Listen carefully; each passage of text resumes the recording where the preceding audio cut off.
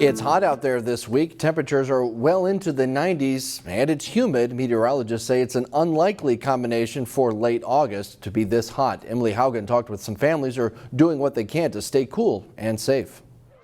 May I have your attention, please? The time is now 12 o'clock, and I would like to review a few rules we have here at Elm Creek Beach. In the summer months, the lifeguard shack is open to handle emergencies. Lifeguard Grace Ritten helps keep things moving at the Elm Creek swimming pond. When it's fully guarded and we have to be out in the sun, it is sometimes brutal, very hot. Even in late August, families are still flocking to sit poolside. Well, basically the only thing to do when it's this hot is go swim. This week's heat wave isn't typical. The NOAA's online weather data shows the normal average temperature here is just over 72 degrees. That's more than a splash away from the 90-degree temperatures that Minnesotans are seeing Tuesday. And it's very humid and sticky. So, yeah, parks are like a no-go for us. Still, they're taking advantage of the sunshine. It's fun. I love that summer's kind of elongating itself. School starts in less than 2 weeks, so just trying to soak up some mom-daughter time and fun time making memories. Quality time in the sun before Minnesota gets hit with the opposite. I love it. I wish it would last a little bit longer, but we know that we just need to enjoy it while we can because, it could snow 8 inches tomorrow. In Maple Grove, Emily Haugen, CCX News.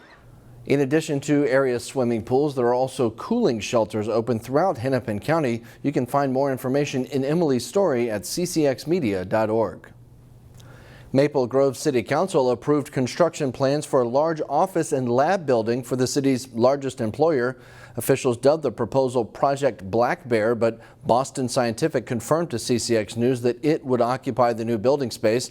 The 400,000 square foot 3-story office building is expected to employ at least 250 workers.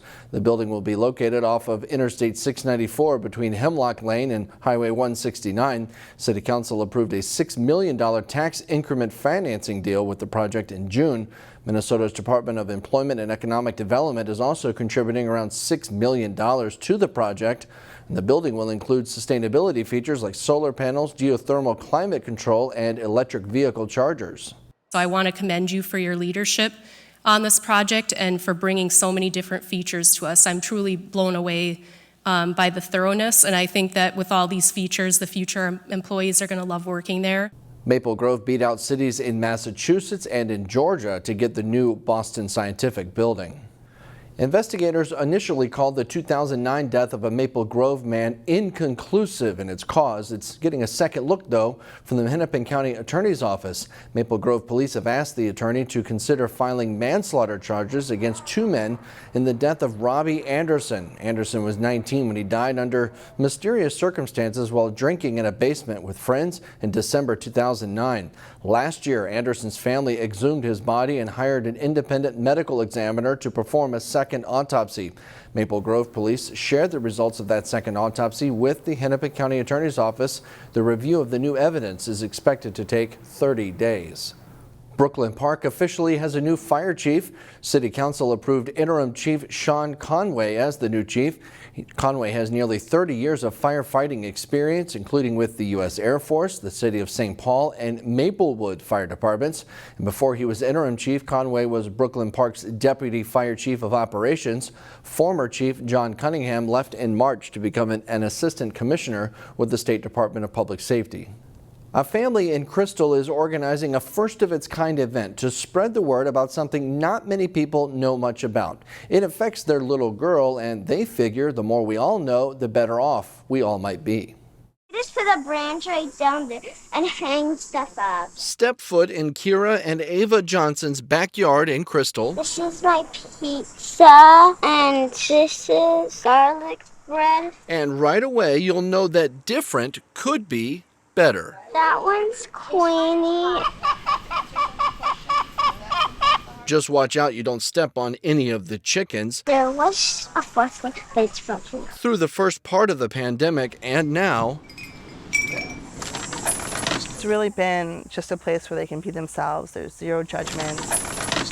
Ava and Keira are identical twins. Keira has alopecia universalis. Her body just thinks for some reason that her hair follicles are the bad guys, and they attack her hair. Her immune system attacks her hair follicles, and then it causes her hair to fall out. Stares from others are one thing. We get approached pretty much everywhere we go, whether people are asking if she's sick, strangers trying to give her money. It's all coming from a very kind place, but I live in a metro area and I don't want her to think it's normal for an old woman to give her $10 in a public bathroom at a restaurant. All these little things I got from Christmas from Santa. The Johnsons have planned a pair of fundraisers to get people talking appropriately. Just saying, hey, this is what's unique about Keira, and alopecia is not contagious, because, you know, a lot of these kids grew up during the pandemic. A lot of people assume bald, cancer, illness, germs, contagious.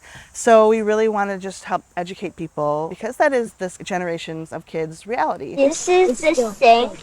It's very dirty. And maybe not put everyone on awkward footing. It's much easier to just talk about it, and you don't necessarily have to come up to us and say, hey, my kid was wondering, like, why is your daughter bald?